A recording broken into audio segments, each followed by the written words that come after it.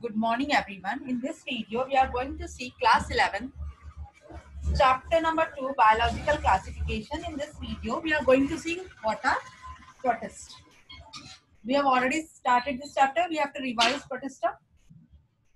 Kingdom protista or protists have following character.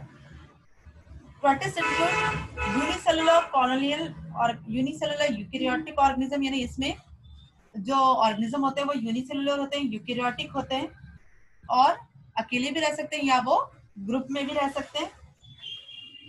ये multi nucleated भी हो सकते हैं और stages of life cycle occurs in number of group.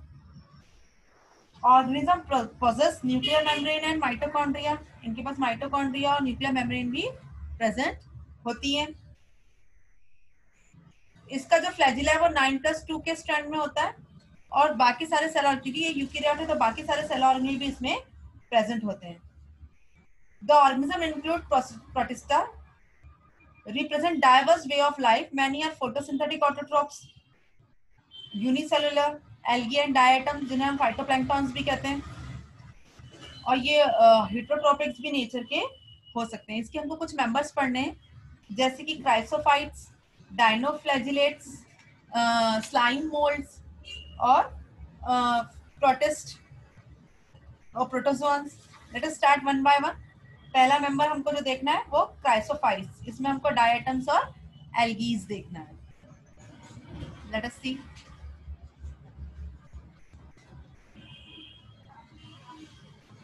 Diatoms include in phylum Chrysophyta of algae and are also known as golden algae.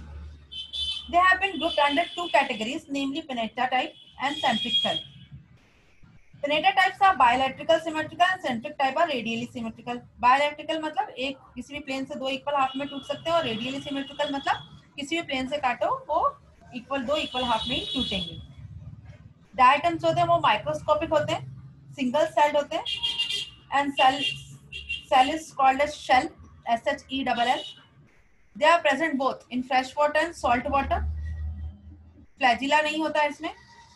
Diatoms की जो cell wall होती है वो ज्यादा करके सिलिका की बनी होती है और ओवरलैपिंग होती है। जैसे सोप केस होता है साबुन का, जिसमें साबुन रखते हैं, साबुनदानी, जिस तरीके का उसका स्ट्रक्चर होता है एक के ऊपर एक, वैसे ही उस डायटम्स का भी स्ट्रक्चर होता है। Due to the silica the wall of diatoms are indestructible. As a result, diatomaceous earth formation occurs और ये ऑयल प्यूरिफिकेशन वगैरह के लिए यूज किए जाते हैं। Diatoms may exhibit slow gliding movement produced by streaming of cytoplasm through grooves on the surface of cell wall. Due to various design over their cell wall, they have been arranged as jewel of plant kingdom. They have been regarded as jewel of plant kingdom.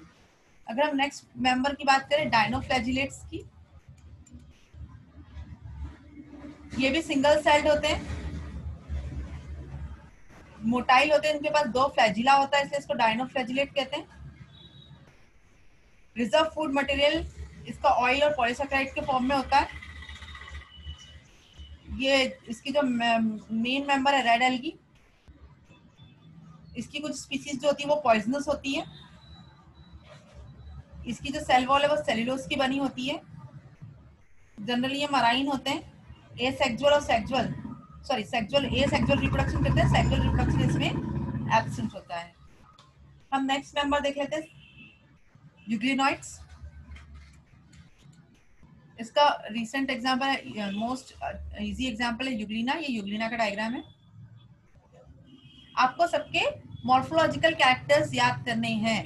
आपकी NCERT book में paragraphs दिए हुए हैं, आपको उनके morphological characters याद करने हैं। ये भी यूग्लिना जो होता है यूनिसेलुलर होता है और दोनों के it relates both plant and animal. ये ऑटोट्रॉपिक बिहेवियर भी करता है। जब इसको ऑटोट्रॉपिक मोड नहीं मिल पाता है तो ये हेटेरोट्रॉपिक मोड में भी चला जाता है। इसके पास भी दो फ्लैजिला होते हैं, एक बड़ा एक छोटा होता है, और जिसके थ्रू ये लोकोमोशन एक जगह से दूसरी जगह कर सकता है। Euglena are characterised by absence of cell wall but they do contain flexible pellicle made up of protein. इसके पास प्रोटीन की पेलिकल प्रोटीन होता है और सेल मेम्ब्रेन होती है, जिसको हम क्या कहते हैं, पेलिकल कहते हैं। ये एसेक्सुअल रिप्रोडक्शन सेल डिवीजन से करता है और किसी किसी जीनस में इसके सेक्सुअल रिप्रोडक्शन भी पाए जा सकते हैं। इसका अगर एग्जांपल देखें तो सबसे इजी एग्जांपल है इसका यूग्लिना। नेक्स्ट है स्लाइम मोल्ड्स, प्रोटिस्टा का ही मेंबर, इसको स्लाइम फंगी भी कहते हैं।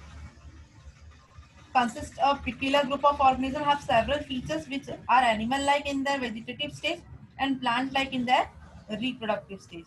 Many workers have studied them along with animals due to lack of cell wall, their amoeboid movement, feeding habit. Now they are studied along with plants. Cell wall is present and mostly cellular. इसकी जो अगर cell wall plant type है तो cell wall जो है वो सेलुलोजोइक होती है और जो स्पोर्स प्रोड्यूस करते हैं जू स्पोर्स होते हैं और क्लोरोफिल इसमें फंगी के जैसे एब्सेंट होते हैं। अब आप आ जाते हैं नेक्स्ट मेंबर में प्रोटोजोन्स में। हम 4 टाइप के प्रोटोजोन्स देखते हैं, amoeboid protozoan, flagellated protozoan, ciliated protozoan और स्पोरोजोन्स।